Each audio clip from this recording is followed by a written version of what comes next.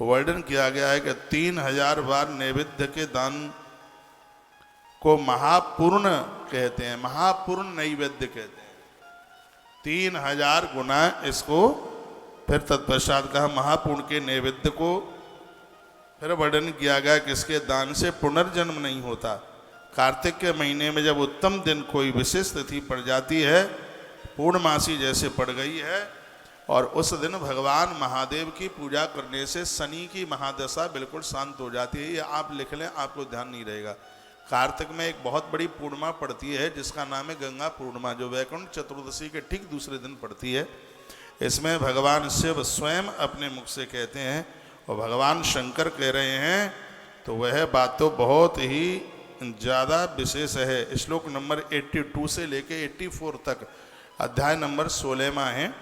तो 82 से लेके 84 तक भगवान क्या कह रहे हैं, ऊर्जे मासी दिने पुण्डी जन्म नैवेद्यमाचरित संक्रांति पात जन्मक्षु पूर्णमाशाद संयुति अब्द जन्म दिने कुर्या जन्म नैवेद्यमुत्तमम मासांतरेषु जन्मक्षेणु पूर्ण योगा दिने पिचः वर्णन क्या मेलने चा शनिर्वापी तावत सहस्रमाचरित। वर्णन किया गया है कि इसमें 1000 फूल भगवान को चढ़ा करके इस नैवेद्य के द्वारा पूर्णमासी के दिन भगवान महादेव की पूजा कीजिए, आपकी शनि की दशा बिल्कुल शांत हो जाएगी।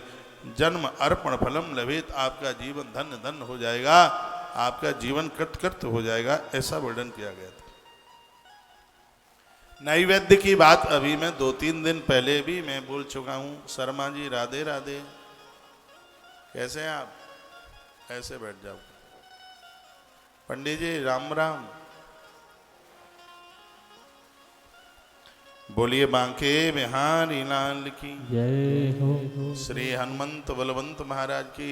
एक बात मेरी मान लो, मैं हाथ जोड़ के बता रहा हूँ। ऐसे ग्रंथ में लिखा है कि उनके हर ग्रह की दशा शांत हो जाती है जो अपने जन्मदिन पर, तिथि पर, नक्षत्र में, कल भी ये निवेदन किया था, जो देवी देवताओं को भोग लगाते हैं, जिनके घर में रोजाना भगवान का नैवेद्य भोग लगता है, परमात्मा सुरक्षा के रूप में खड़ा रहता है। आज मैंने टीवी पर तिलक चंदन की बात करी है, 12 बजे से 1 बजे तक, हो सकता है आप में से किसी ने सुनी हो। घंटे भर का कार्यक्रम था, पूरा चंदन और तिलक की बात करी। एक दिन मैंने पानीपत से नैवेद्य की बात करी। इसमें भी वर्णन किया गया है कि कार्तिक की पूर्णमासी को जो लोग भगवान महादेव का नैवेद्य भोग समर्पित करते हैं, इतनी सी चीजें, वो क्या क्या 36 पान है। अभी मैंने आपको निवेदन किया क्या क्या है उसमें। इसमें वर्णन है कि 12 सेर दूध, 12 पकाए हुए पुए, 12 तरह के व्यंजन, मूंग, घी, शहद, लड़ुआ, 12 तरह का अन्न, दही, 12 सेर दूध, 12 नारियल, सुपारी 36 पान के पत्ते, कपूर, खैर, चूना और 5 द्रव्य इलायची, कंकुल, लौंग, फूल और जायफल, ये चीज़ें रख करके बीड़ा बनाया जाएगा पान का। इसे महानैवेद्य कहते हैं। इन चीज़ों से कार्तिक पूर्णमासी को भगवान महादेव का पूजन करने से संपूर्ण प्रकार की शनि की महादशा शांत हो जाती है। इतना बड़ा प्रभाव इसमें वर्णन।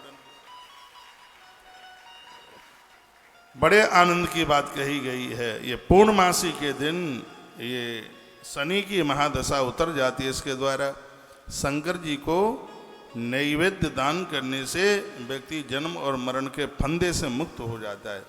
ये तो शिव पुराण की कथा है, इसलिए शंकर जी को नैवेद्य कहा गया है। नहीं तो हर देवता को नैवेद्य, पंचोपचार में भी नैवेद्य आता है। भगवान का भोग तो लगाया करे तो मही निवेदित भोजन करही, प्रभु प्रसाद पट भूषण धरही, तुमहि निवेदित भोजन कर।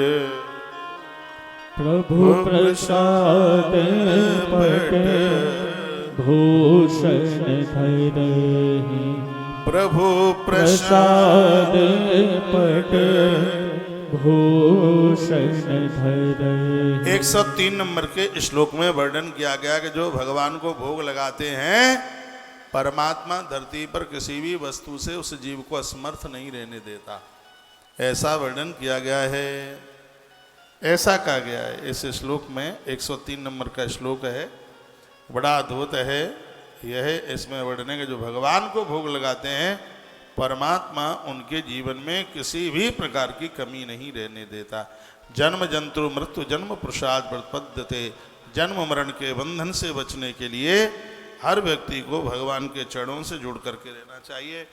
हमें और आप पूरी धरती का मालिक बना दिया जाए तो भी ईश्वर के बिना कभी भी हमारा काम नहीं चल सकता। शंकर के भक्तों को, पुजारियों को कहा गया है, जब आप महादेव की पूजा करते हैं तो आदित्यवार यानी रविवार के दिन पंचगव्य से स्नान करिएगा। पंचगव्य पांचों चीज़ों को मिला करके और आप स्नान करें। श्लोक नंबर 111 नंबर के श्लोक में यह बात कही गई। आदिवारे पंचगव्य ही अभिषेको विशेष्यते। गोमयम गोजलम क्षीरम दद्याजम पंचगव्यकम। क्षीरादियम च पृथक चैव मधुनाम चक्षुसारकई। पंचगव्य से खुद नहाएं और पंचामृत से भगवान को नहलाएं। पंचगव्य में क्या क्या होता है वर्णन है। गोमय गोमूत्र, गाय का दुग्ध, गाय का दही और गैया का घृत, इसको पंचगव्य कहते हैं। गौ दुग्ध आदि से पृथक पृथक स्नान। पहले स्नान करते हुए देवताओं को स्नान कराएं, शहद से, गन्ने के रस से, गौ माता के दुग्ध से। यह भगवान को स्नान कराने की बात बताई गई है।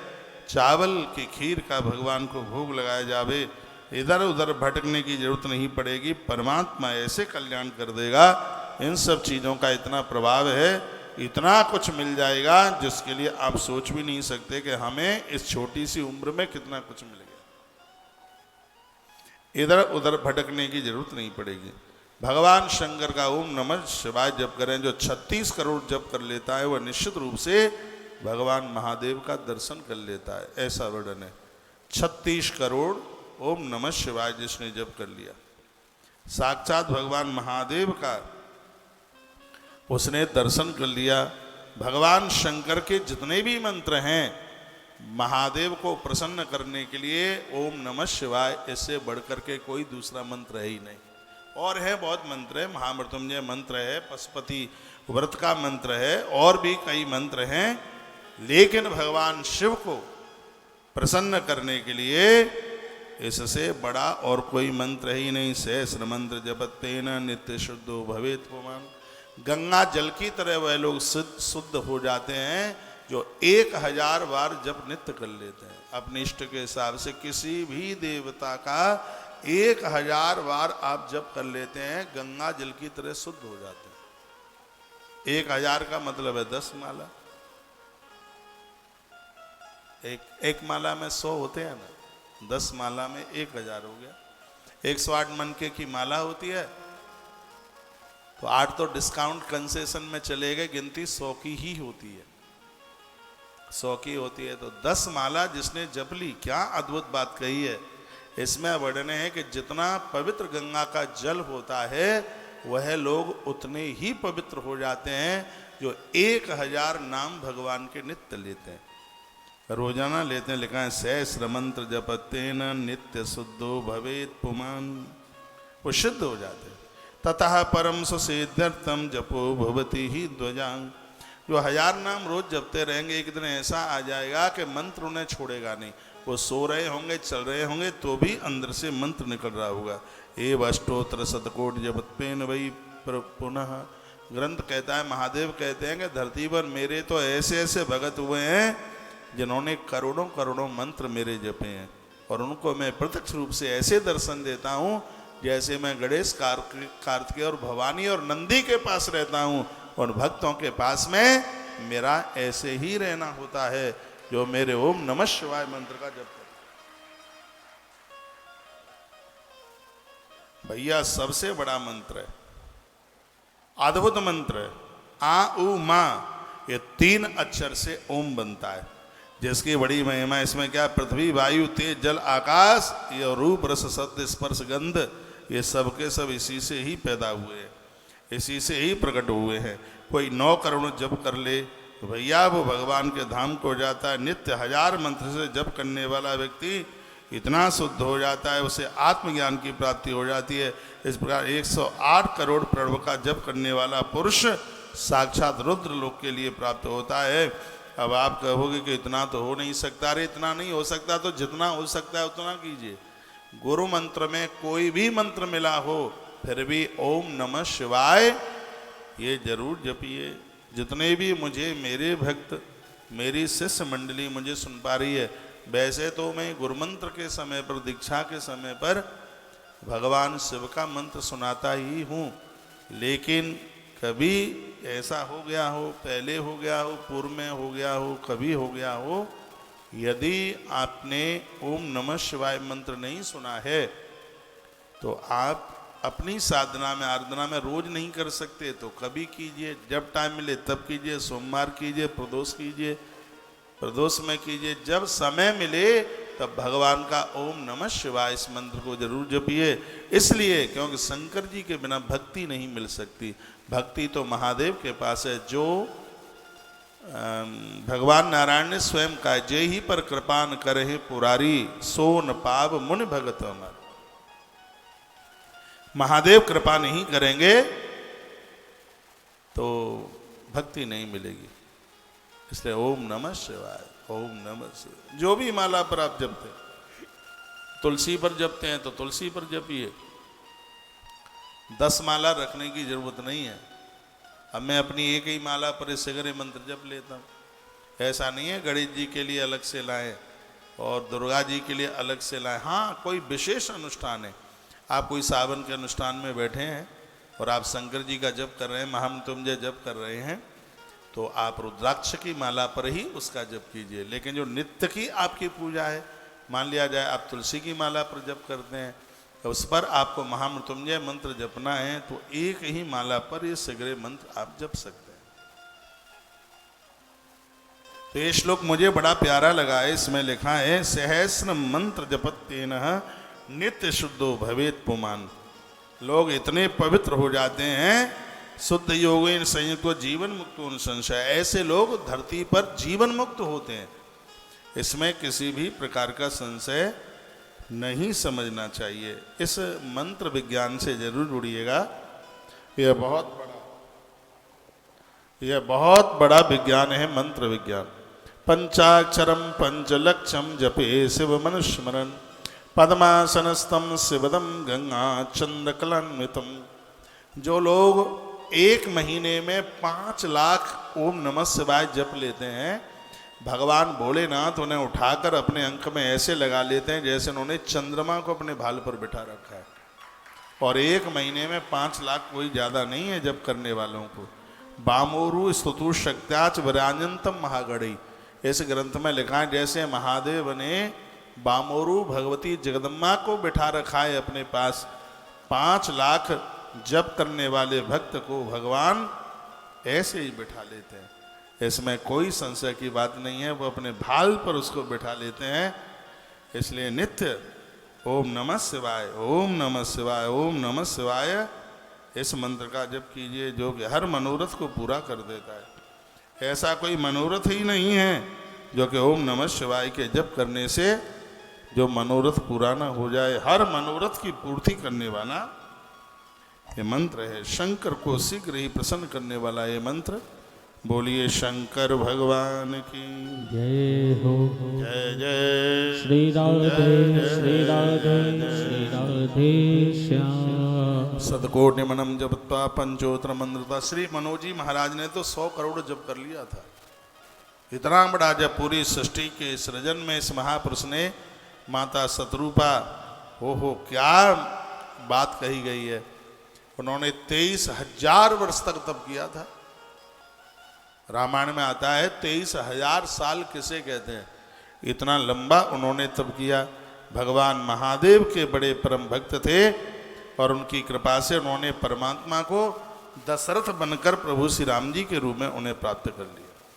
शक्ति लिंगम च देवीम च मत्ता सम शिव रूपकम। यह पूरी प्रकृति शिव और शिवा के ऊपर टिकी है। जहाँ नीचे जलेरी होती है वह माता पार्वती का रूप है। शिवलिंगम नाद रूपम बिंदु रूपम तो शक्तिकम, और शक्ति में समाया हुआ, और जो शिव पिंडी है वो साक्षात पुरुष का रूप है। इस प्रकृति और पुरुष के ही द्वारा पूरी सृष्टि का सृजन हुआ है, इसके अलावा और कुछ भी नहीं है।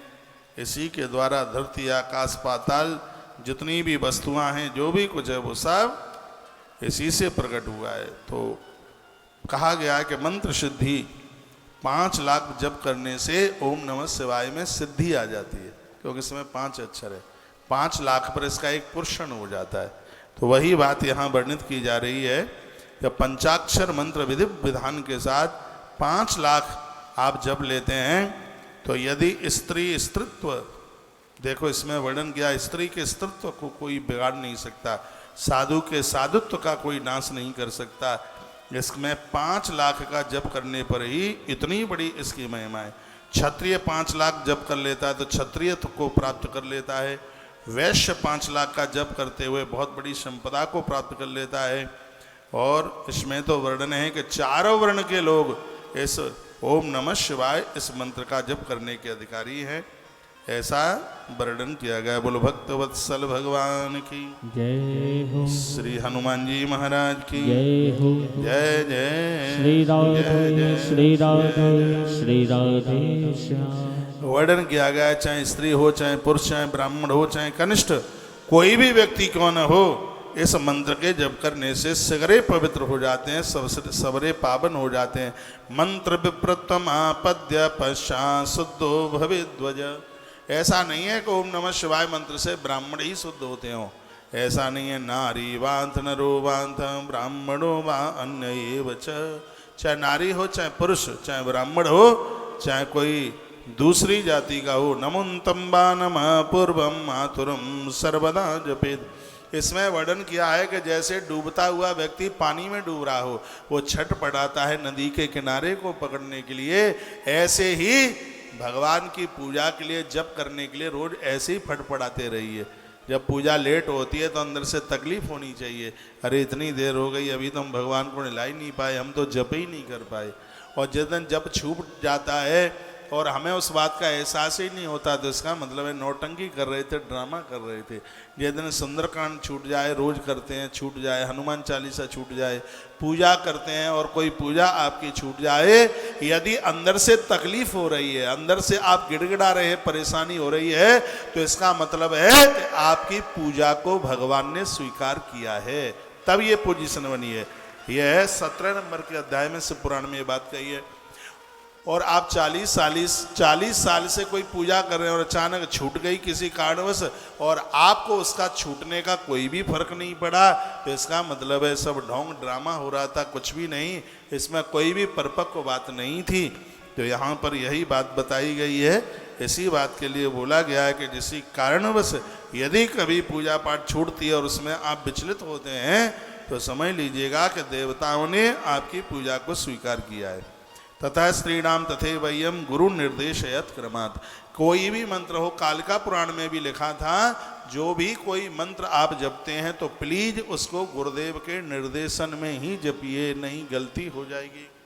सबसे पहले तो मंत्र का अर्थ समझ लें, उच्चारण समझ लें, नहीं तो ऐसा हो जाएगा। एक किसी व्यक्ति की घरवाली ज़्यादा बीमार होती थी, तो वो किसी महात्मा जी के पास गया और कहा, गुरुजी घरवाली ज़्यादा बीमार है, कोई मंत्र बता दो। उन्होंने मंत्र बता दिया कि भार्याम रक्षत भैरवी, यानी माँ दुर्गा हमारी पत्नी की रक्षा करे, और बेटा इतने समय में इतना जप कर लेना। उसे 27 दिन का टाइम दिया। वो घर पर आया, बोलता है कौन 27 दिन, इसको 5 ही दिन में पूरा कर दीजिए। उन्होंने यही तो कहा कि इतना जप कर लो। तो उसने उच्चारण किया, भार्याम रक्षत भैरवी, भार्याम रक्षत भैरवी, और जैसी स्पीड बढ़ाई तो मुंह में से निकले कि भार्याम भक्षत भैरवी। सो 3 दिन के बाद में पत्नी ऊपर चली गई पधरा करके। दौड़ता दौड़ता गया गुरुजी के पास, गुरुजी से कहा, गुरुदेव पहले बीमार रखी थी और तुमने तो ऐसा मंत्र दिया है कि वो तो लुढ़क पुढ़क होकर के ऊपर चली गई। गुरुजी ने कहा, ऐसा नहीं हो सकता, मैंने मारने वाला मंत्र नहीं, मैंने जीवित रखने वाला मंत्र दिया था। क्या मंत्र तूने उच्चारण किया? तो उसके मुंह से वही निकला कि भार्याम भक्षत भैरवी। तब गुरुजी ने कहा, पगले कहीं के मैंने ये बोला था कि भार्याम रक्षत भैरवी, भार्याम रक्षत भैरवी, माँ जगदम्बा भवानी काली मेरी पत्नी की रक्षा करे। दुर्गा कवच का है यह मंत्र, भार्याम रक्षत भैरवी। किसी के घर में घरवाली बीमार है, घरवाला बीमार है, घर में और कोई बीमार है, दुर्गा कवच का पाठ करने से, राम रक्षा स्तोत्र का पाठ करने से आरोग्यता मिल जाती है। तो इन सब मंत्रों में थोड़ा जल्दीबाजी न हो, उसको समझिए। उसको ये मंत्र विज्ञान बहुत बड़ा विज्ञान है। क्या सुंदर लिखा है, जैसे हाथी को अंकुश बस में कर लेता है, उसी प्रकार से मंत्र भगवान को अपने बस में कर लेता है। तो मंत्र तो बहुत बड़ा विज्ञान है। तो वर्णन किया गया है कि तत्तः स्त्रीणाम तथैवो यः गुरु निर्देशयेत् क्रमात्। चाहे स्त्री हो, चाहे पुरुष, चाहे बच्चा हो, चाहे बूढ़ा, उसे अपने गुरुजनों के निर्देशन में ही मंत्र का जप करना चाहिए। यह नहीं किसी किताब में मिल गया तो अपने आप उसको जपना शुरू कर दें, तो ये बिल्कुल फलदायी नहीं होगा, कभी फलदायी नहीं होगा। ये इस ग्रंथ में लिखा हुआ है। गुरुजनों के आप निर्देशन में, भले ही उनके सानिध्य में नहीं है, लेकिन उनके निर्देशन में, वो दीक्षा के समय में सब बताते हैं, माला ऐसे पकड़ो, इस दिशा में बैठो, ऐसे जप करो, सब बताते हैं। साधका पंच लक्षांते स्व प्रीति अर्थ में वही वर्णन किया गया है। साधक जिस समय 5 लाख इसका जप कर लेता है तो भगवान शंकर उसके ऊपर बहुत प्रसन्न हो जाते हैं। शिव रूप मंत्र धारणा शिव वही, शिव भक्ता शरीरे ही शिवे तत्परमो भवेत्। भगवान शंकर के विग्रह में वह लोग वास करते हैं जो हर रोज नमः शिवाय, ओम नमः शिवाय मंत्र का जप करते हैं। इसकी इतनी बड़ी महिमा है, इतनी बड़ी इसकी महिमा का वर्णन किया। ऐसे शंकर जी हैं, शक्तिम बेरम च लिंगम चाही लेखा माया ये जेत, जिनके शिवलिंग और शरीर दोनों की ही पूजा होती है, ऐसे भगवान महादेव हैं। एक बार मैं फिर निवेदन करूंगा, आपके घर में कितने भी देवता पूजे जाते हैं, भगवान की पूजा से कभी भी आप अलग मत होइए।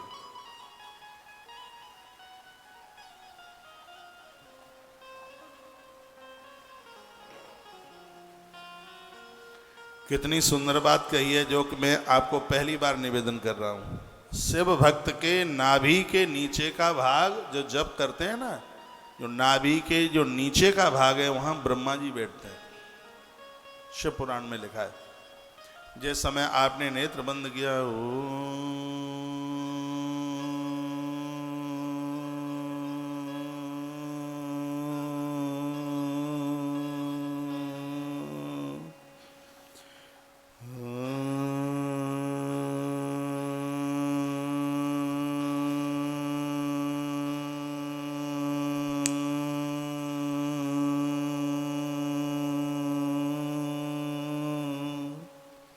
इसमें वर्णन है कि जिस समय आप ओमकार का उच्चारण करते हैं, आपकी नाभि के नीचे, चाहे स्त्री हो चाहे पुरुष, ब्रह्मा जी आके बैठ जाते हैं।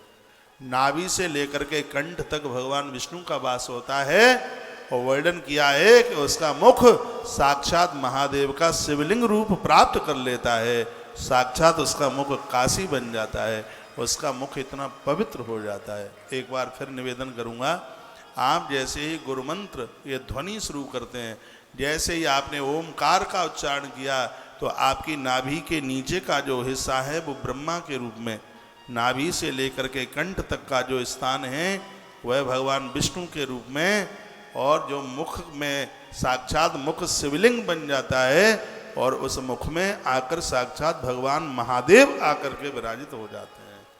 ये जप करने का, ये नास्तिक लोग हैं, उनके लिए तो सब यही है, अरे इन सब चीज़ों से क्या होता है।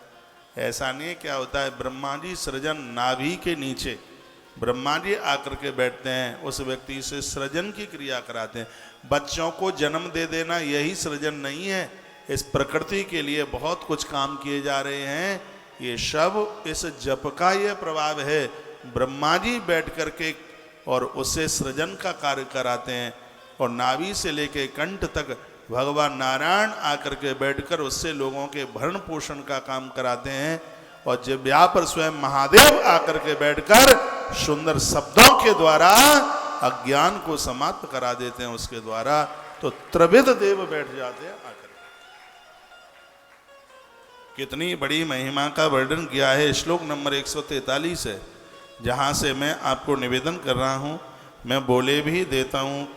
वर्णन किया गया कि शिव शक्ति स्वरूपेण न पुनर्जायते भुवि नाभेरदो ब्रह्म भाग कंठम विष्णु भागकम मुखम लिंगमिति प्रोक्तम शिव भक्ता शरीरकम। मुख में साक्षात शिवलिंग, कंठ से लेके नाभि पर्यंत विष्णु और नाभि के नीचे स्वयं विधाता ब्रह्मा जी आकर के बैठ जाते हैं। तो इसका मतलब ये है जो नीचे के श्लोक में लिखा है, जो भगवान महादेव के मंत्र का, शिव पुराण की कथा इसलिए महादेव के मंत्र की बात कही गई है, नहीं तो इसका अर्थ यह निकलता है गुरुदेव के मुख से निकला हुआ मंत्र दीक्षा में किसी शिष्य ने उसको प्राप्त किया है, और जो उस मंत्र का जप करता है ऐसे स्त्री पुरुष का दर्शन करने से विधाता ब्रह्मा, नारायण और महादेव तीनों का दर्शन एक साथ हो जाता है।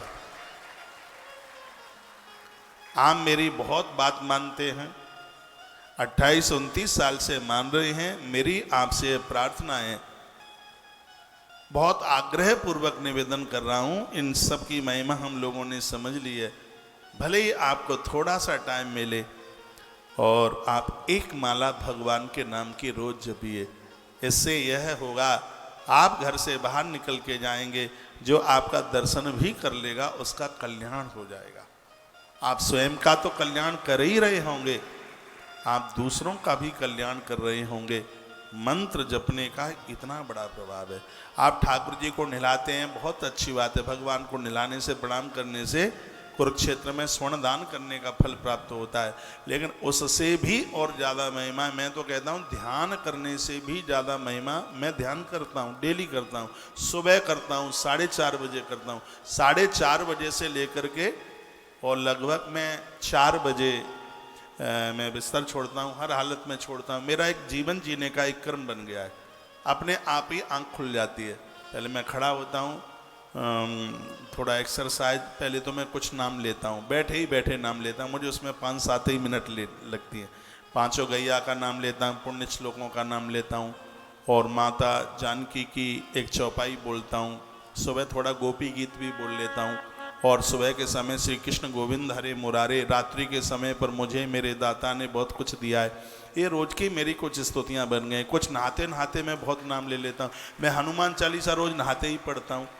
कुछ कलश भरने के मंत्र हैं, मैं बहुत लंबे समय से नहाते ही समय ऐसी आदत में आ गया। कलश मुखे विष्णु कंठे रुद्र समास्ता मूले स्तो ब्रह्मा मध्य मातृगड़ा स्मता कुच्छो तुषाग्रा सर्वे सप्तद्वीपाच मेदनी अर्जनी गोमती चैवा चंद्रभागा सरस्वती। दुनिया भर के नाम ये मैं नहाते नहाते, और नहाने के बाद मैं थोड़ा फिर टॉवेल से शरीर को पहुँचते पहुँचते, पहले तो मैं नहाने के बाद में सीधे भगवान को एक धोख लगाता हूँ, प्रणाम करता हूँ, और शरीर को भी पहुँचता रहता हूँ और भगवान के नाम भी लेता रहता हूँ।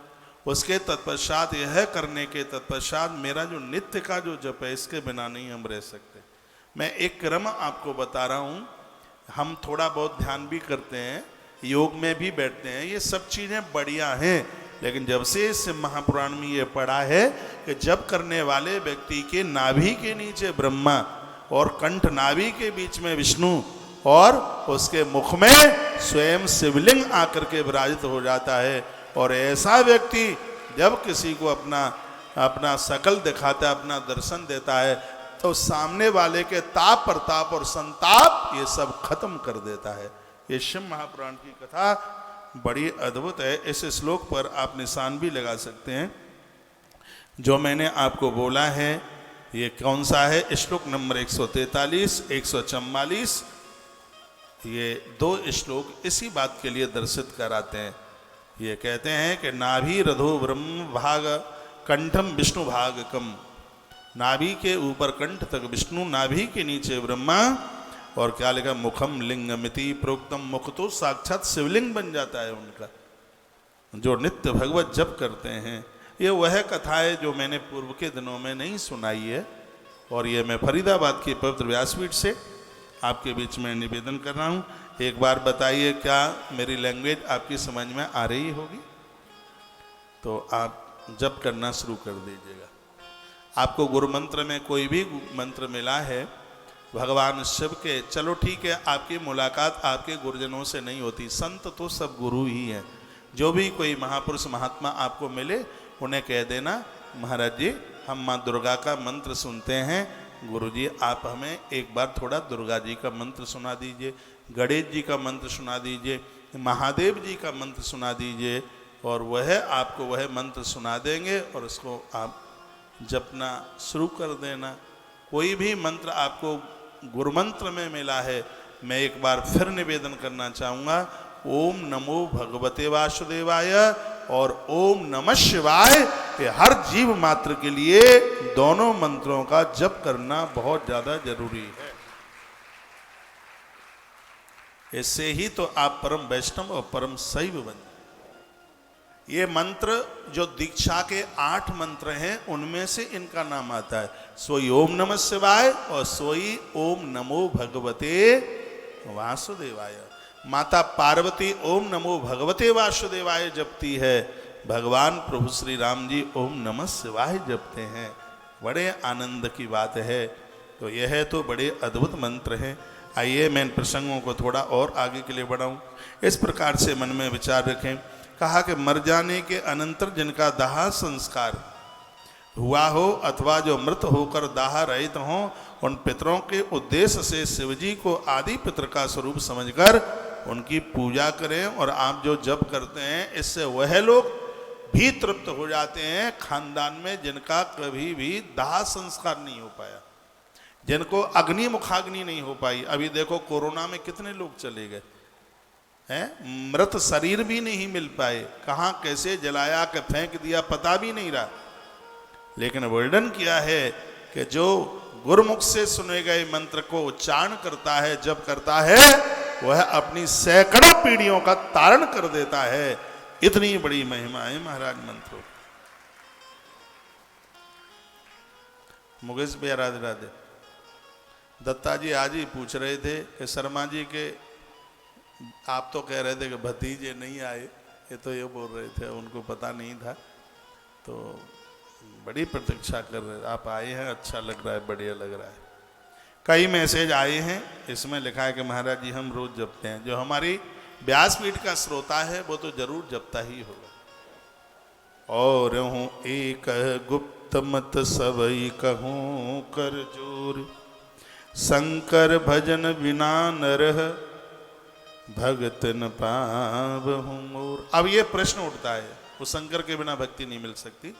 अब इसका एक प्रश्न उठता है, कितनी बार जपें? 2 बार जपें, 25 बार जपें, 50 बार जपें? इस ग्रंथ में लिखा है कम से कम 100 बार आप जप करते हैं तो ईश्वर के यहाँ आपके जप की गिनती आरंभ हो जाती है।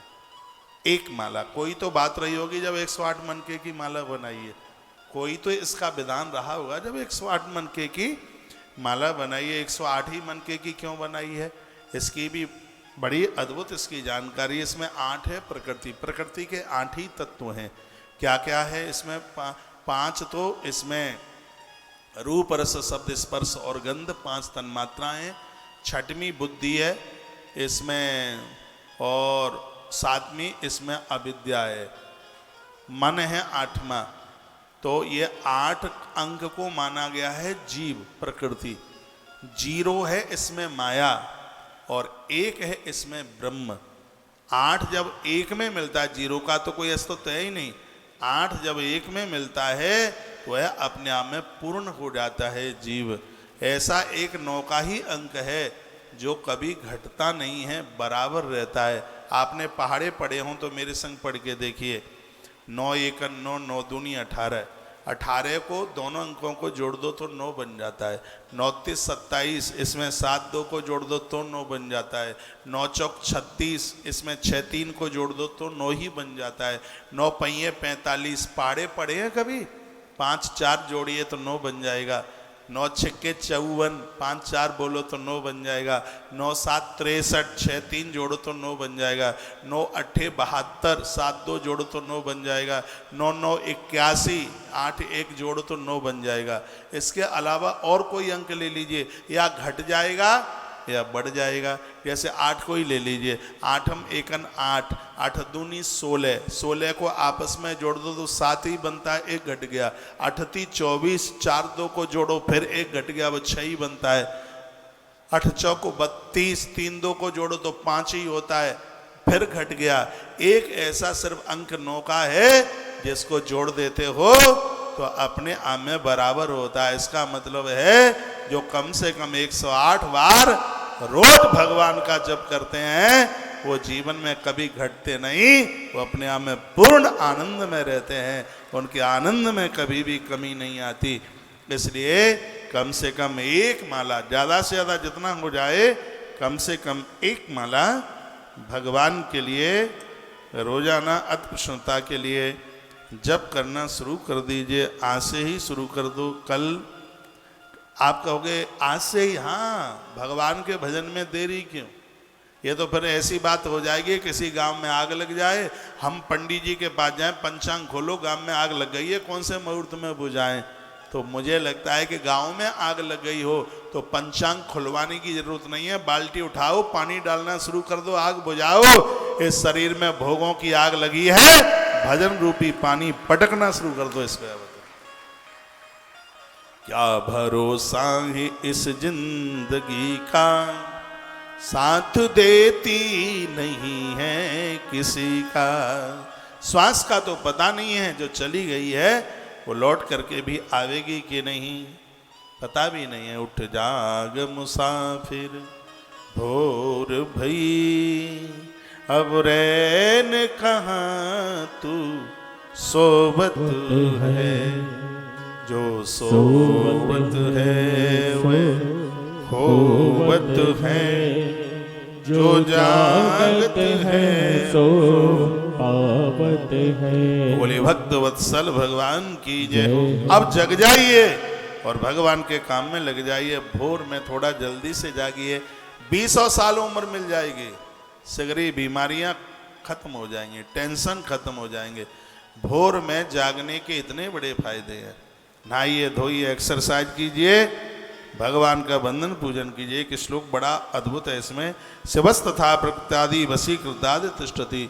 जो भगवान शिव की पूजा करते हैं पूरी दुनिया को अपने वश में कर लेते हैं। जो देवी देवताओं की पूजा करते हैं, मंत्र जप करते हैं, पूरी दुनिया को अपने वश में कर लेते हैं। इसमें बिल्कुल भी संशय वाली बात नहीं है, बिल्कुल भी संशय वाली बात नहीं है इसमें।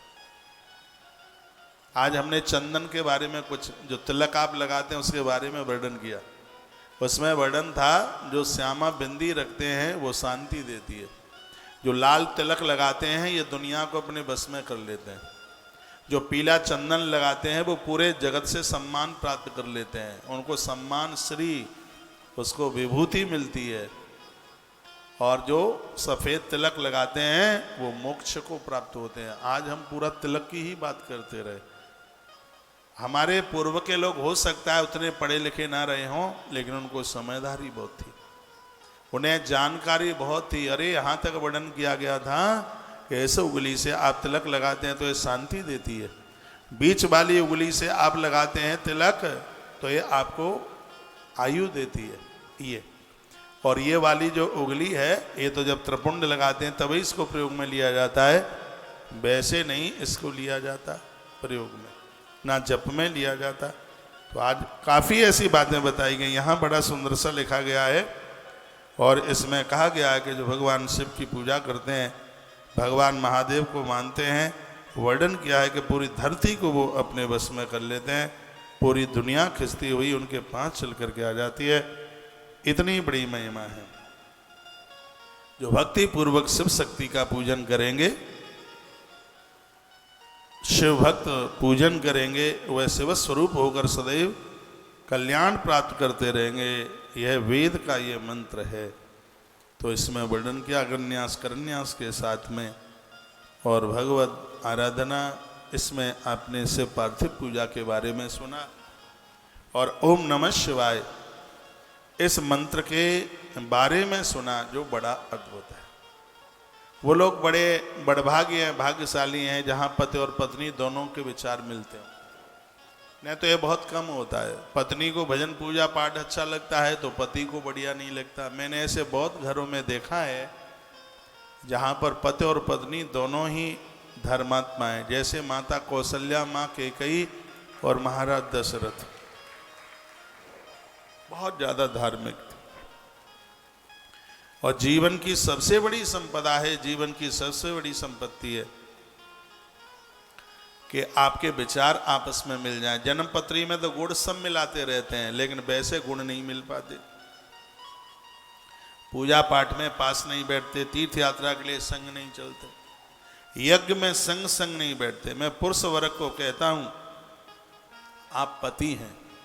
पति का अर्थ जानते हैं? दो शब्द बड़े अद्भुत हैं। एक मैंने कल 12 बजे से 1 बजे के प्रवचन में सत्संग चैनल पर बोला था, उसमें लिखा था कि दान सुपात्र को दो। तो फिर नीचे सोनक सिंह ने पूछा कि सुपात्र की परिभाषा क्या है? कहा जो दानी का पतन होने से बचा ले उसे पात्र कहते हैं, उसे सुपात्र कहते हैं। दान उसी को दो जो हमें हमारा पतन होने से हमें बचा ले। इसलिए कहा है कि सुपात्र को चाहे जिसको दे दो, नहीं बेटी चाहे जिसको नहीं दी जाती, गैया चाहे जिसको नहीं दी जाती, और लोगों का आप सहयोग कर सकते हैं, लेकिन दान तो आप सुपात्र को ही दे पाएंगे। तो वहां सूत जी महाराज को सोनक सिंह ने पूछा, स्कंद पुराण की कथा है, कि ये पात्र आपने कहा है तो सुपात्र की परिभाषा क्या है? कहा जो दानी का पतन होने से उसे बचा ले उसे सुपात्र कहते हैं। तो उसमें वर्णन है। तो महात्मा याज्ञवल्क्य ने अपनी याज्ञवल्क्य संहिता में पति शब्द की व्याख्या करी है। वो कहते हैं कि पति किसे कहते हैं? जो पत्नी को पतित होने से बचा ले वह पति है। जो उसको अज्ञान से बचा ले, उसको नरक से बचा ले, संसार के कष्टों से बचा ले, ये पति की परिभाषा है। तो मैं बहुत बार कहता हूं कि पुरुषों को, नारी धार्मिक होती है, घर में इतने पूजा पाठ करती है और आप उसमें व्यवधान करते हैं, लड़ाई लड़ते हैं, कहते हैं कि तुझे ये सब कुछ करना ही था तो मीरा ही बन जाती, तूने शादी विवाह काहे क्यों किया? पति तो वह होता है। एक कहीं किसी किताब में 100 सेरे की बात मैं पढ़ रहा था, बहुत पुराना टाइम हो गया है, जिसमें नारी 100 सेरे का दान करती है। मैंने एक आध बार चर्चा भी की है। उसमें पुरुष लोग उसका सहयोग करते हैं, तो उस समय देवता उसके ऊपर फूलों की वर्षा करते हैं। आप पति को आप पत्नी को धर्म कर्म से अलग मत कीजिए, आप उसके धर्म कर्म में आप उसका सहयोग कीजिए, और आप उसका सहयोग करते हैं तभी आप पति कहलाने के अधिकारी होते हैं। ऐसा बेटा, जीवन का पता नहीं है कौन कितने समय का है भैया। जो लोग 3 वर्ष पहले हमारे साथ में थे और आज नहीं है, चाहे हमारे पास हो आपके पास हो, उनको पता भी नहीं था कि हम 2023 की हनुमान जयंती नहीं देख पाएंगे, नहीं पता था। जिंदगी उम्र बिल्कुल मुट्ठी भर है, कब क्या हो जाएगा पता नहीं है। मैं आप सबको आग्रह पूर्वक निवेदन करूंगा, कोटिम तक्ताम हरिस्मरेत, करोड़ों कार्यों को करने से पूर्व भगवान से जुड़ करके भगवदीय आराधना कीजिए। हाँ, सब संगठित हैं, आप पत्नी भी स्वस्थ है, आप भी स्वस्थ हैं, बच्चे भी आपका संग दे रहे हैं, तीर्थ यात्रा कर लो, धाम कर लो, ये सब आनंद कर लो। माला जड़ी हुई होती है तो कितनी बढ़िया लगती है, और वही बिखर जाए फिर मन का ही उठाते रहो। माला बिखर गई है, ये जीवन कब बिखर जाए पता नहीं है। अब ये सदा हुआ है, इसमें रोग नहीं है, भजन कर लो। ये बुढ़ापे में कोई भजन भजन नहीं होता, कफ जम जाता है, खांसी हो जाती है, घुटने काम देते नहीं है, बैठा जाता नहीं है, सीढ़ियों पर चढ़ा जाता नहीं है, आंख में दिखता नहीं है। अभी स्वस्थ हैं और भजन का आनंद तो इसी आयु में है, इसी उम्र में।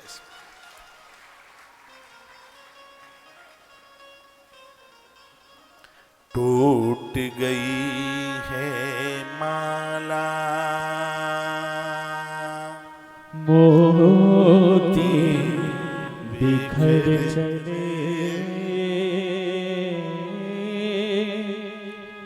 2 दिन रह कर साथ जाने किधर चले टूट गई है माला मोती बिखर चले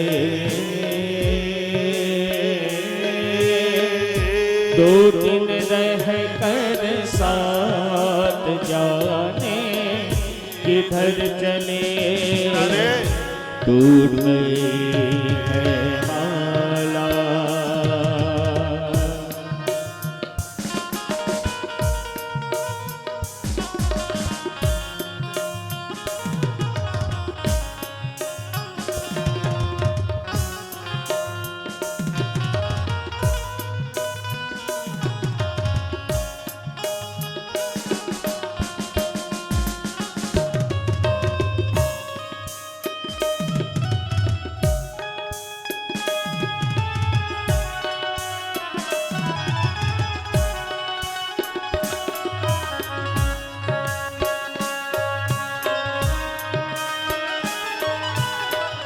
मिलन की दुनिया छोड़ चलेंगे आज विरह में अपने हो मिलन की दुनिया छोड़ चलेंगे आज विरह में अपने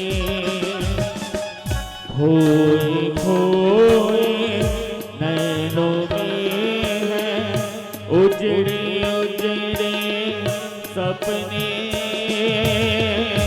उजड़े उजड़े सपने मिलन की दुनिया तो चले आज विरह में अपने खोए खोए नैनों में है उजड़े उजड़े सपने उजड़े उजड़े सपने याद की कठरी लिए झुकाए नजर चले दो दिन रह कर साथ जाने किधर चले टूट गई है माला मोती बिखर चले दो दिन रह कर साथ जाने किधर चले टूट गई है माला।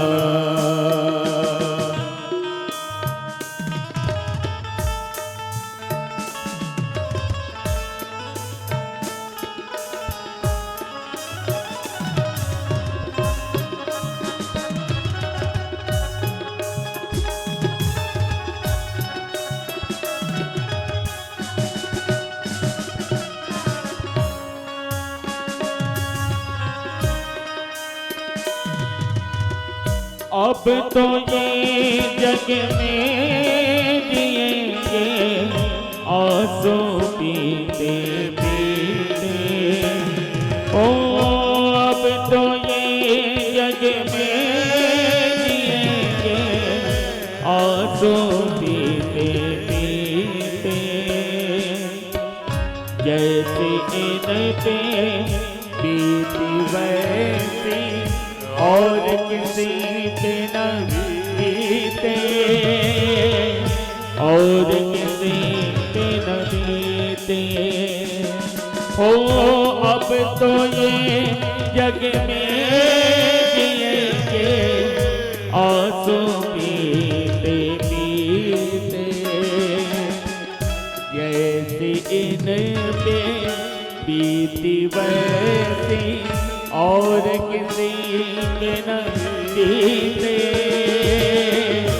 और किसी पे न बीते कोई मत पूछो इन्हें कि ये किस डगर चले दो दिन रह कर साथ जाने किधर चले टूट गई है माला मोती बिखर चले दो दिन रह कर साथ जाने किधर चले टूट गई है माला।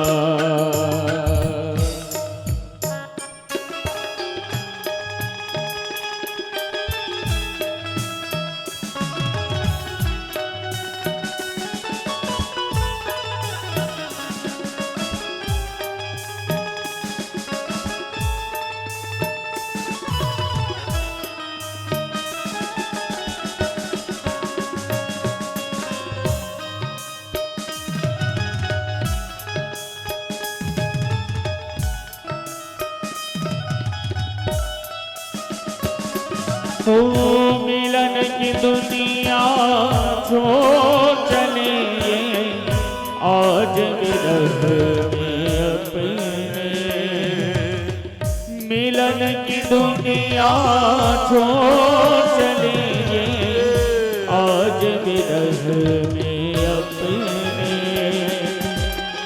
खोए खोए नैनों में है उजड़े सपने उजड़े उजड़े सपने मिलन की दुनिया को चले आज विरह में अपने खोए खोए नैनों में है उजड़े उजड़े सपने उजड़े उजड़े सपने याद की गठरी लिए झुकाए नजर चले दो दिन रह कर साथ जाने किधर चले टूट गई है माला मोती बिखर चले दो दिन रह कर साथ जाने किधर चले दूर गई है माला टूट गई है माला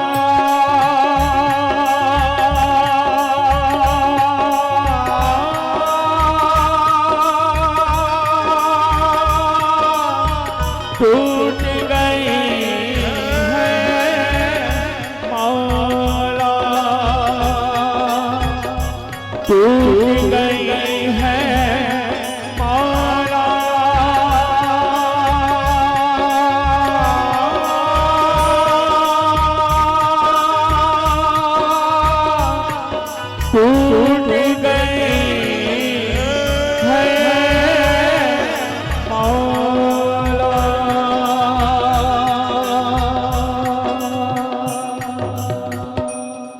टूट गई है माला टूट गई बिखर चले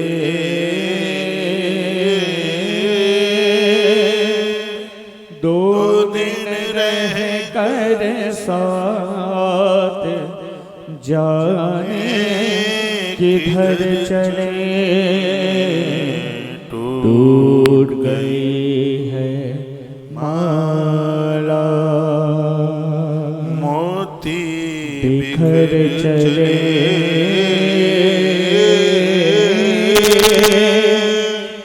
दो दिन रह कर साथ जाने किधर चले टूट गई है माला।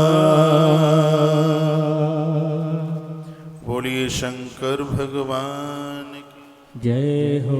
भगवान शंकर का शिव अभिषेक करने से ऐश्वर्यम पौरुषम विद्या अणिमा अष्ट सिद्धिदम पौरुष मिलता है, ताकत मिलती है और 8 प्रकार की सिद्धियां मिल जाती हैं। अड़मा, गरिमा, महिमा, ये 8 प्रकार की सिद्धियां हैं। कुछ भी न हो, व्यक्ति रोज भगवान महादेव का अभिषेक करता रहे, उसको 8 सिद्धियां मिल जाएंगी। अध्याय नंबर 18, श्लोक नंबर 46, इसमें वर्णन है ऐश्वर्यम पौरुषम विद्यात् अड़िमः अष्ट सिद्धिदम। पौरुषत्व मिल जाएगा उसे ऐश्वर्य मिल जाएगा, विद्या विभूति मिल जाएगी और उसको 8 प्रकार की सिद्धि मिल जाएगी। यह भगवान महादेव की आराधना पूजा इतनी आनंद देने वाली, इतना आनंद कर देने वाली। पर्वतम पौरुषम प्रोक्तम भूतलम प्राकृतम विदु वृक्षादि पौरुषम गेह गुल्मादि प्राकृतम विदु। पर्वत हो, पानी हो, अग्नि हो, जीव जंतु कोई भी हो, शिव की आराधना करने वाले से सब स्नेह करते हैं। अब इसमें बड़ा अद्भुत अद्भुत वर्णन किया गया है।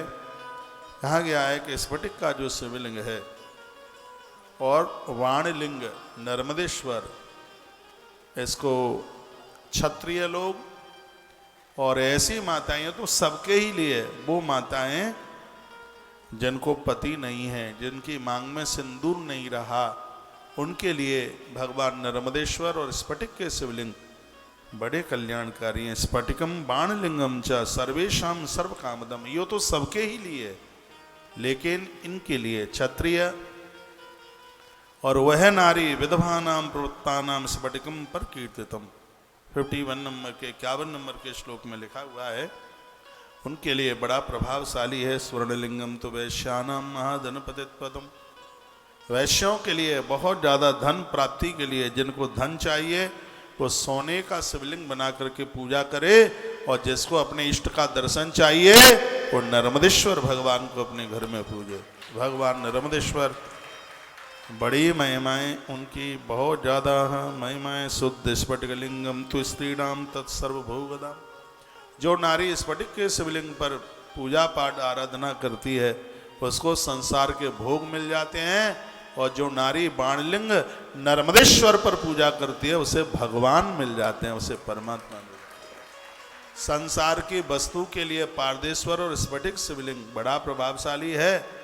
भगवान के भजन में मन लगे, भगवत दर्शन हो, उसके लिए बाणलिंग नर्मदेश्वर भगवान बहुत ज़्यादा प्रभावशाली है। इसलिए हमने ये देश के कितने घरों में, मुझे लगता है कि लाखों के घरों में, अब हजारों में बात नहीं रही, लाखों की संख्या में भगवान नर्मदेश्वर भक्तों के घरों में पहुंचाए। कहाँ से तुम ढूंढ ढांड करके लाते, बाजार में मिल भी जाता तो ये चीज़ें कहाँ से आती, जिनको पूजा पाठ किया गया, अभिषेक किया गया उनका, और ऐसे शिवलिंग आपके घर में पहुँचे। युवावस्था, वृद्धावस्था, बाल्यावस्था, स्फटिक नर्मदेश्वर ये बड़े प्रभावशाली हैं। संसार के भोग की इच्छा वाले माताओं को स्फटिक के शिवलिंग, और भगवान की प्राप्ति के लिए वाणलिंग यानी नर्मदेश्वर भगवान का पूजन करना चाहिए। वर्णन किया गया है, कहा गया है इसमें पूजा के उपरांत शिवलिंग को देखो कितनी सुंदर बात कही है। जैसे आपको कहीं जाना है और शंकर जी को अपने संग लेके जाना है। महादेव को जो जितनी भी प्रतिमा है, चर प्रतिमा है, एक होती है अचल और एक होती है चल। चल का मतलब जिनको कहीं भी आप उठा के लेके जा सकते हैं। तो इसमें लिखा है पूजा के उपरांत इनको डिब्बी में, संदूक में, थैले में रखने में किसी भी प्रकार का कोई दोष नहीं लगता। यह श्लोक नंबर है आपका 55। जैसे हम जगह जगह जाते हैं तो अटैची में अपने सगरे देवताओं को बंद करके लेके चलते हैं, क्योंकि शिव पुराण में हमने पढ़ लिया। 55 नंबर के श्लोक में लिखा है, इस श्लोक में आपको बोले ही देता हूँ।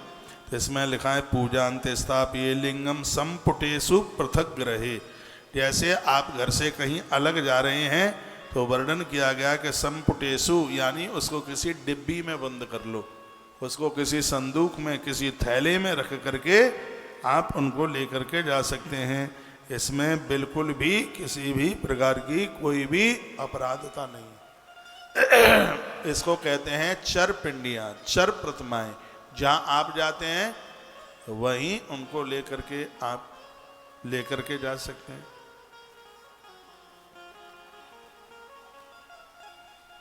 निवृत्ति मार्ग में रहने वाले लोग भी, जिन्हें कहीं किसी दुनियादारी से मतलब नहीं है, ग्रंथ में लिखा है कि वह भी भगवान शंकर की पूजा करते हैं। शिव की पूजा इतनी अद्भुत है, वर्णन किया गया है। अग्निहोत्र से उत्पन्न हुआ भस्म वेदांगनिज भस्म के नाम से उसे जाना जाता है, जो यज्ञ से तैयार किया गया है। ऐसे भस्म को भगवान महादेव के ऊपर चढ़ाइए, नहीं तो लकड़ी जला करके, उपले कंडे जला करके वो जो भस्म तैयार करते हैं उसको शिवाग्निज भस्म कहते हैं। कपिला गैया के गोबर को जला करके और उससे राख तैयार की गई है। समी का पेड़ जला करके राख तैयार की गई है। अश्वत्थ पीपल का पेड़ जला के, पलाश का पेड़ जला करके, और वट वरगद का पेड़ जलाकर, और बेल इनको पेड़ों को जला करके जो राख तैयार की गई है, इसको शिवाग्नि भस्म कहते हैं।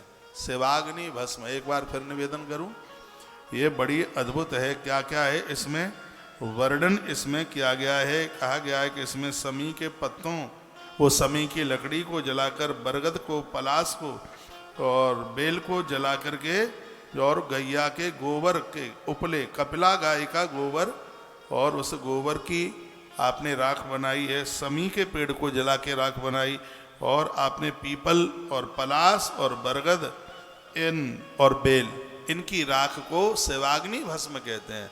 भगवान महादेव बड़े प्रसन्न होते हैं। इस भस्म को बड़ा पवित्र माना गया है, और बताया गया कि भस्म सीधे नहीं, पहले भस्म को सूती वस्त्र में छाने।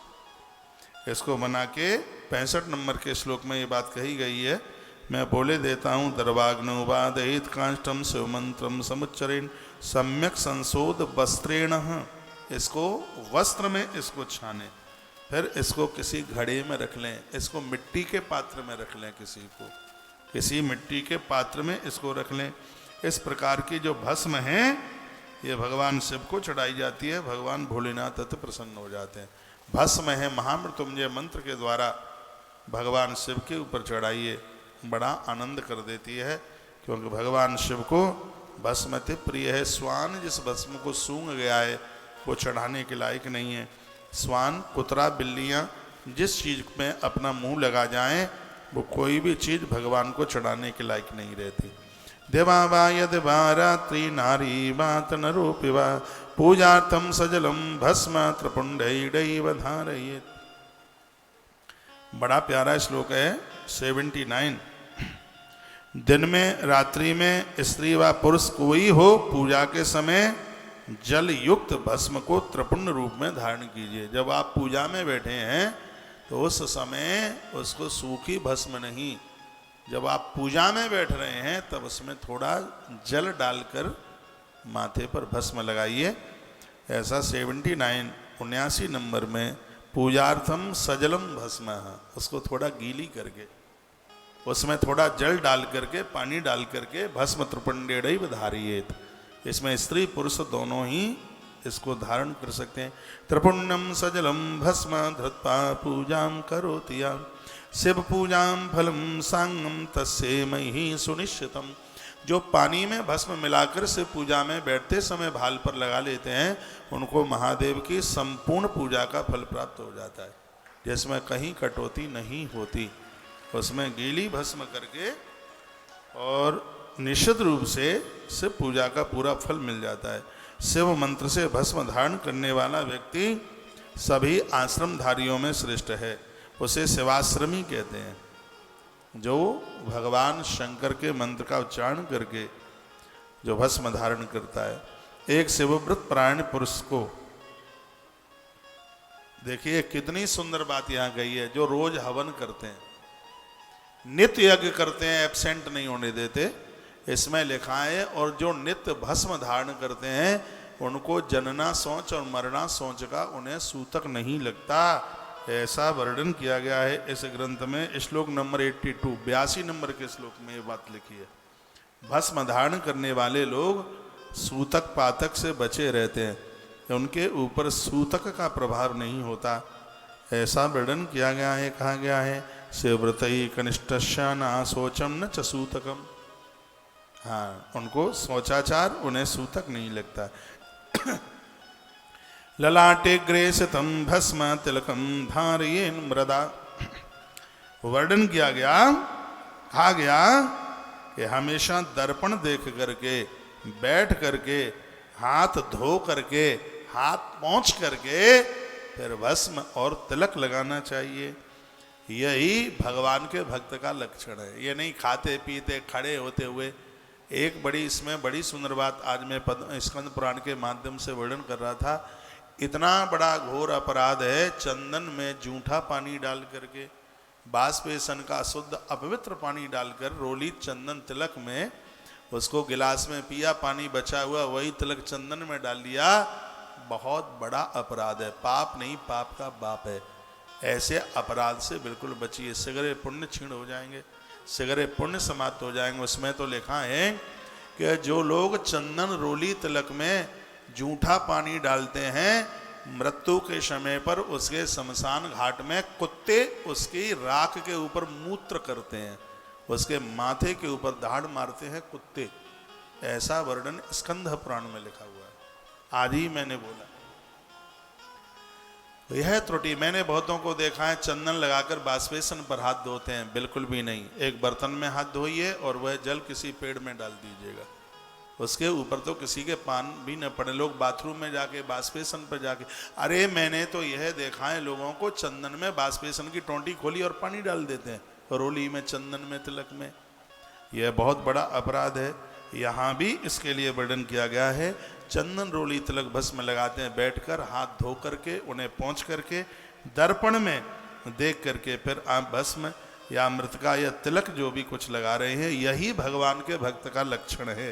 ये और लिख दिया है, यही लिखा है शिव भक्तस्य लक्षणम। यहाँ से पुराण की कथा है इसलिए शिव भक्त लिखा है, नहीं तो इसमें भगवान भक्तस्य लक्षण, भगवान के भक्त का यही लक्षण है कि जिस प्रकार से आसन लगा करके बैठ करके भोजन किया जाता है, उसी प्रकार से आसन लगा के दर्पण ठीक सामने रख करके और बिल्कुल शुद्ध भाव से भगवान के मंत्र का उच्चारण करते हुए ही तिलक भस्म रोली जो भी धारण करते हैं, इस विधि के अनुसार धारण कीजिए।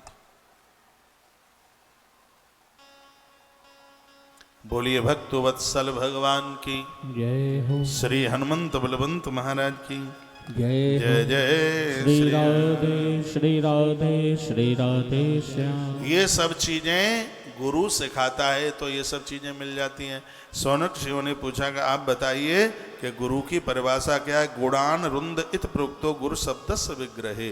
कह दिया जो अपने शिष्यों में संस्कार इन गुणों को भर दे उसे गुरु कहते हैं। इसमें लिखा है जो ये बातें जो बताई जा रही हैं, ये सब इन गुणों को अपने शिष्य में भर दे। इस अध्याय में 18 नंबर के अध्याय में गुरु शब्द की बड़ी महिमा का वर्णन किया। कई अर्थ बताए हैं गुरु के अर्थ इस अध्याय में। इसमें एक यह भी बताया गुणान रुंध इत प्रोक्तो गुरु शब्दस्य विग्रह। जो इन संपूर्ण गुणों को अपने शिष्य में भर दे उसे गुरु कहते हैं। अगले शब्द में बताया कि श्रुतम करोति शुश्रूषा कायेन मनसा गिरा। जो मन वचन और कर्म से गुरु की सेवा में रहता है, गुरु से सीखता है, उसे शिष्य कहते हैं। और जो गुरु के अनुशासन में रहता है उसे शिष्य कहते हैं। फिर गुरु किसे कहते हैं? गुरु उसे कहते हैं जो शिष्यों का गौरव बढ़ाता है, उसे गुरु कहते हैं। गुरु के द्वारा शिष्यों का गौरव घटना नहीं चाहिए, तो गुरु के द्वारा शिष्यों का गौरव बढ़ना चाहिए। वो 100 आदमी में कह दे छाती तान कर मेरे गुरु फला फला है, मैं उनका शिष्य हूं, छाती चौड़ी।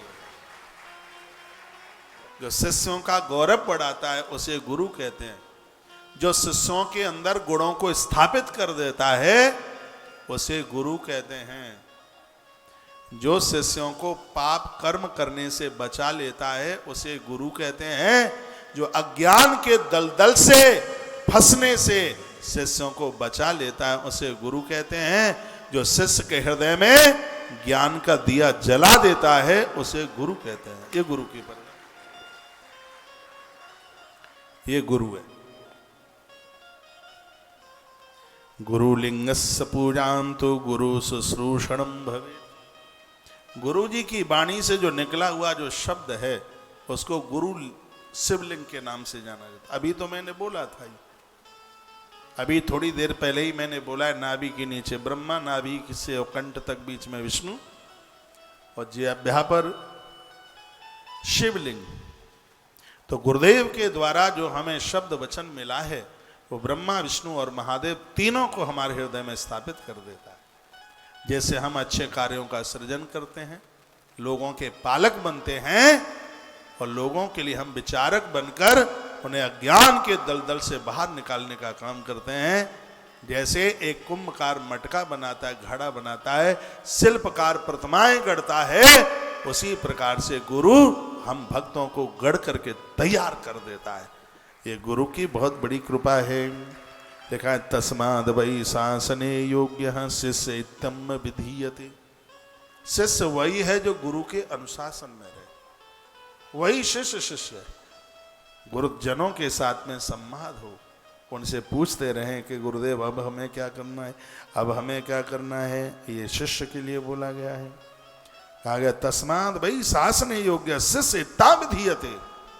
शिष्य वही है जो अपने गुरुदेव के शासन में रहता है, उसके अनुशासन में रहता है, उनकी बात की अवज्ञा ना करे, अवहेलना ना करे, उनकी बात को माने और वह जो कहते हैं उस प्रकार से अपने जीवन को जीने की पूर्ण रूप से कोशिश करे। कोशिश से जो जो बातें कही जा रही हैं गुरु अपने शिष्य के हृदय में जीवन में उतार देता है इनको। जैसे अध्याय में जिस पन्ने में बोला जा रहा है, करोते महि पूतात्मा प्राणेरपि धनैरपि तस्माद् वै शासने योग्ये शिष्यता विधीयते। यदि आप अपने घर में शिव महापुराण रखते हैं और श्लोक वाली शिव महापुराण है, तो शिव पुराण के विद्येश्वर संहिता के 18 नंबर के अध्याय में 88 नंबर का जो श्लोक है बहुत ज्यादा मोस्ट वेरी इंपोर्टेंट, ये समझ लो, जिसमें गुरु और शिष्य के व्याख्यान का वर्णन किया गया है। इसमें कहा गया है कि मन वचन कर्म द्वारा गुरु की कही गई शक्य अथवा अशक्य आज्ञा का प्राण पालन और धन द्वारा, इसके लिए तो धन भी खर्च होना पड़े। अब गुरुजी की आवाज़ सुनने के लिए जाएंगे, उनकी कथा दूर चल रही है, तो इसमें लिखा है कि धन खर्च करना पड़ेगा वहां तक जाने के लिए। ये धन का आपका दुरुपयोग नहीं हो रहा है, ये आपके धन का सदुपयोग हो रहा है। धन खर्च करके जाना पड़ रहा है उनकी वाणी सुनने के लिए, वहां तक जाना पड़ रहा है। वर्णन किया है कि उनकी सेवा शुश्रूषा करने का सौभाग्य, उनकी वाणी सुनने का सौभाग्य प्राप्त हो और उनका अनुशासन, उनका शासन, उनको शासन, जो उनके शासन में रहने का सौभाग्य प्राप्त हो, और जो ऐसा पालन कर लेता उसे शिष्य कहते हैं। 88 नंबर के श्लोक में ऐसा कहा, सुशिष्य को उचित है वह अपना शरीर आदि प्रिय पदार्थ भी गुरु को अर्पण कर दे। उसका शरीर भी गुरु के लिए समर्पित हो जाता है, उसके प्राण भी गुरुदेव के लिए समर्पित हो जाते हैं। इस धरती पर गुरु और शिष्य का जो संबंध है वो बड़ा अद्भुत है, और ऐसा संबंध है अलौकिक है, इसमें स्वार्थ नहीं है। सबसे आनंद की बात है, शिष्य तो शरीर अपना समझता ही नहीं है, वो सोचता है कि शरीर भी गुरुदेव के द्वारा दिया गया है और यह उन्हीं के लिए मैं समर्पित करता हूँ। जीवन के 4 ऐसे हैं जिनकी आज्ञा का पालन करने में किंतु परंतु जैसे शब्द नहीं होते। माता पिता गुरु और भगवान। महादेव ने स्वयं कहा है, मात पिता गुरु प्रभु की मानी, बिना विचार कर ये शुभ जानी। ये तो बिना विचार के भी कर डालोगे तो यह शुभ ही होगा, ये कभी अशुभ हो ही नहीं सकता। ये होता तब है जब गुरुजनों के प्रति, महापुरुषों के प्रति, महात्माओं के प्रति श्रद्धा हो।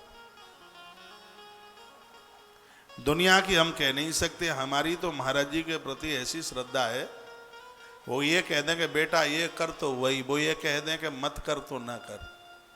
वो कहें कि बेटा आग में कूद जा तो सोचूंगा नहीं, मैं कहूँगा इसमें भी मेरा भला है कि इनके मुख से निकल रहा है कि आग में कूद जा, मैं कूद जाऊंगा। ये अंध भक्ति नहीं है, ये अंधविश्वास नहीं है, ये श्रद्धा है। ये हमें लगेगा कि इन्होंने कहा है कि आग में कूद जा, तो आग में कूदने में भी हमारा कोई भला छिपा है, नहीं तो इनके मुख से शब्द ही नहीं निकलता, तो इसको अंधभक्ति नहीं माना जाएगा। एक लिंग पुराण में कथा आती है, एक चेला शुक्राचार्य जी के पास पहुंचा, उसने कहा दीक्षा दे दो। गुरुजी ने कहा लोहे का फरसा ले जा और इसको गाड़ के रख देना, जब इसमें से अंकुर निकल आवे तो समझ लेना कि उस दिन तो दीक्षा का अधिकारी हो जाएगा।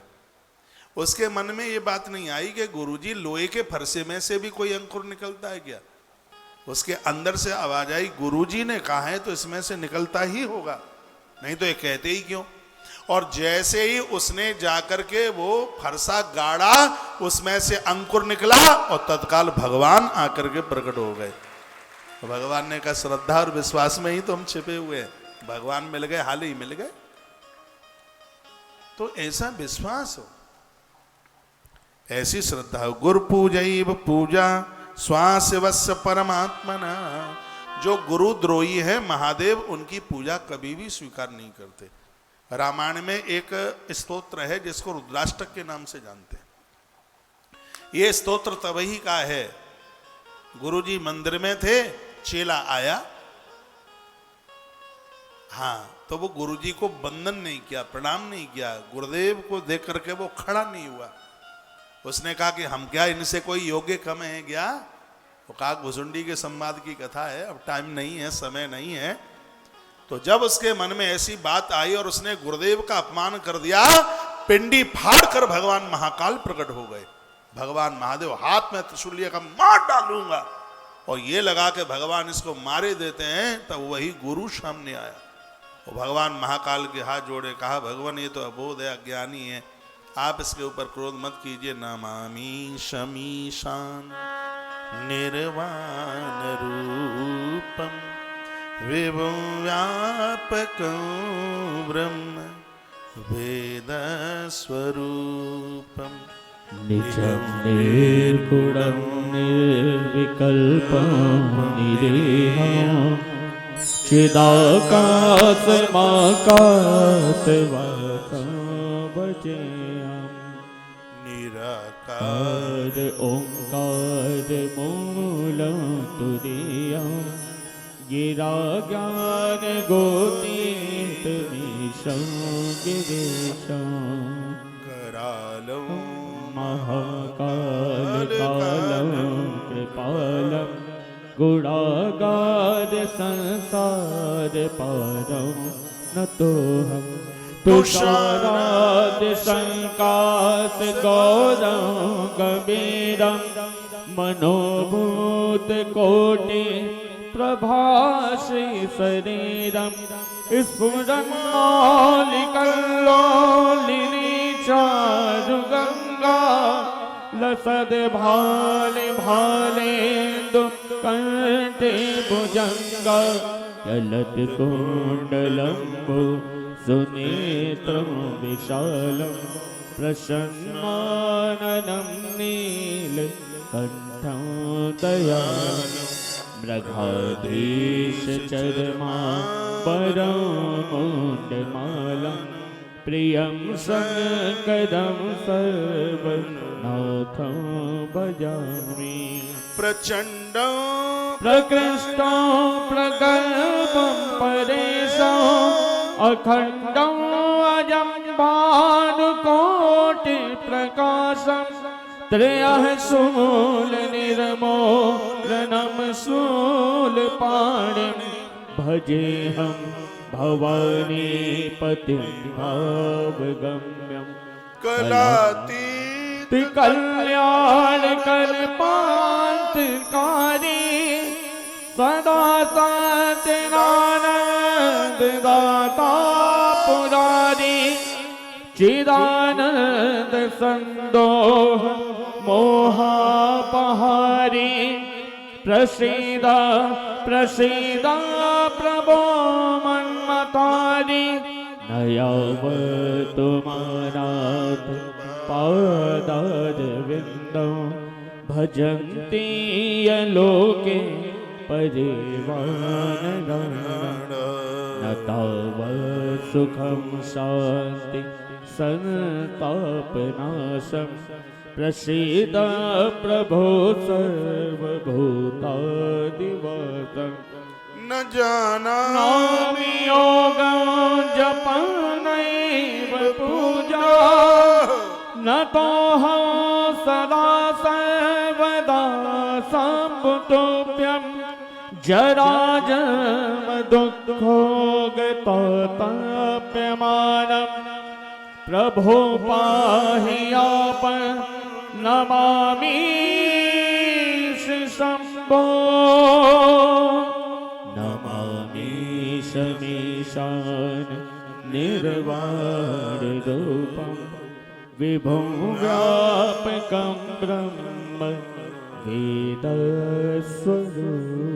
रुद्राष्टकमिदं प्रोक्तं विप्रेण हरितोऽस्य ये पठन्ति नरा भक्त्या तेषां शम्भो प्रसीदति।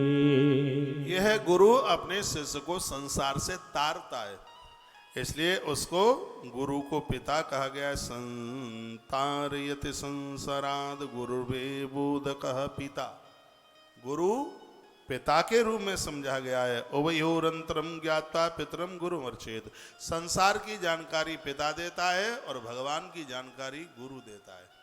रिश्तेदारों से पिता मिलाता है और भगवान से गुरु मिलाता है। ये संसार का जो पिता है वो संसार के रिश्तों से मिला देगा, लेकिन जो गुरु पिता है वो तो डायरेक्ट सीधे भगवान से मिलाता है। इसलिए इसका बहुत बड़ा स्थान है। अंग शुश्रूषया चापी धनाद्यि स्वाजित गुरुम पादादिकई सप्रियंतम लिंगान लिंगान यद गुरु। उनके लिंग स्वरूप जिह्वा के द्वारा और जब शब्द रूपी बीज आकर के बिठाया जाता है तो महाराज इसमें वर्णन किया गया है कि उसमें तो फिर लिखा है कि मोक्ष की फसल पैदा होती है, जीव का कल्याण होता है। इसलिए गुरु पूजा ही पूजा, गुरुदेव की पूजा के बिना तो उनके प्रति श्रद्धा न रखी जाए तो कोई भी देवता पूजा को स्वीकार नहीं करता। यह बात 95 नंबर के श्लोक में वर्णित की गई है। कहा गया गुरु बनो ज्ञान विरहितम चौरव सकलम भवेत गुरुरपि विशेषज्ञ यत्नात् गृहीत वै गुरुम अज्ञान मोचनम साध्यम विशेषज्ञो ही मोचकः। वर्णन किया गया है, कहा गया कि गुरु अपने भक्त को गढ़ देता है। यदि शिष्य गुरुदेव के पास में रह रहा है तो उसको गुरुजनों को भोजन करा के ही उसे भोजन ग्रहण करना चाहिए।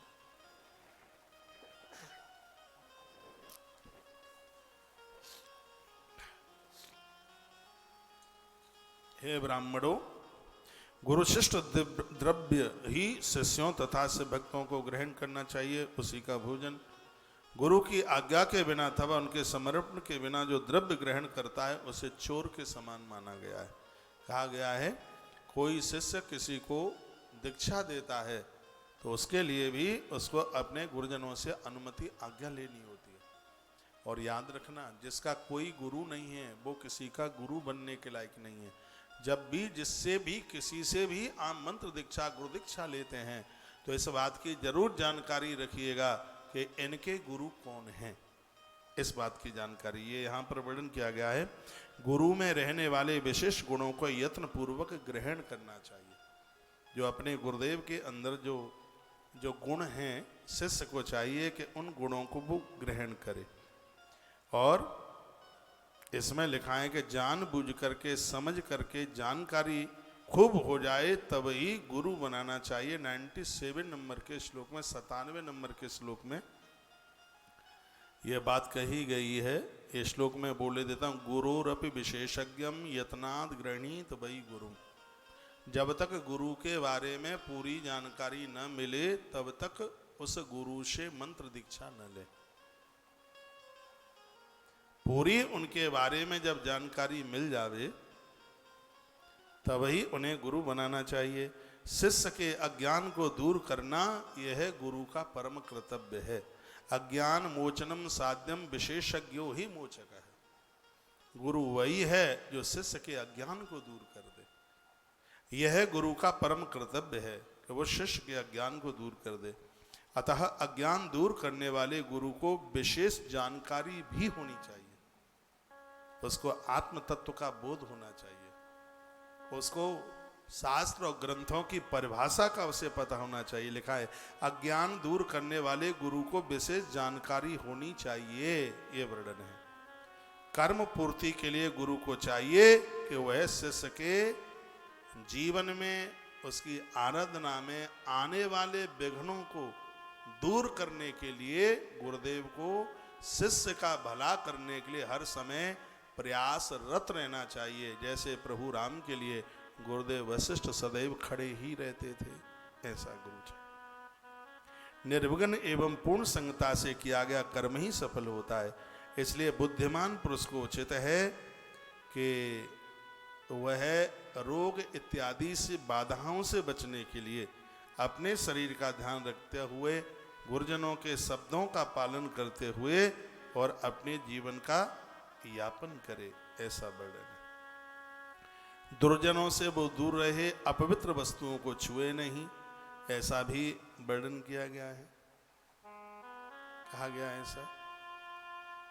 बुद्धिमान मनुष्य इन तमाम दोषों से बचकर के रहे। देवालय, गौशाला, यज्ञशाला, घर के आंगन में 2 हाथ प्रमाण की वेदी बनाकर उसे अलंकृत करे और महीने में 8 दिन में 15 दिन में उनमें चौकियों की स्थापना करके देव पूजन करे। देखो क्या सुंदर बात कही है, जिसे वेदी पूजन कहते हैं।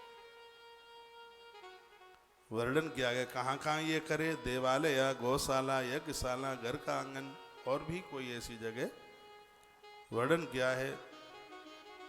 ऐसा कहा गया, बोलो भक्त वत्सल भगवान की जय हो, श्री हनुमंत बलवंत महाराज की जय हो, आज के आनंद की जय हो, जय जय। श्री राधे श्याम। शिष्य को चाहिए कि वह कन्याओं के अंदर पूज्यता का भाव रखे, नारी का अपमान न करे, ऐसा भी वर्णन किया गया है। ये सब गुरुजनों के द्वारा जो समझाई गई जो बातें हैं उनको वह स्वीकार कर ले। शिव पूजा परो मौनी सत्यादि गुण संयुत क्रिया तपो जप ज्ञान ध्यानेश्व कई कमाचरित। शिव पूजा करने वाला पुरुष मौन तथा सत्यादि गुणों से युक्त होना चाहिए। मौन, पूजा में तो मौन रहिए। क्रिया तप जप ज्ञान और ध्यान का नित्य अभ्यास करे। क्रिया से ऐश्वर्य मिलता है।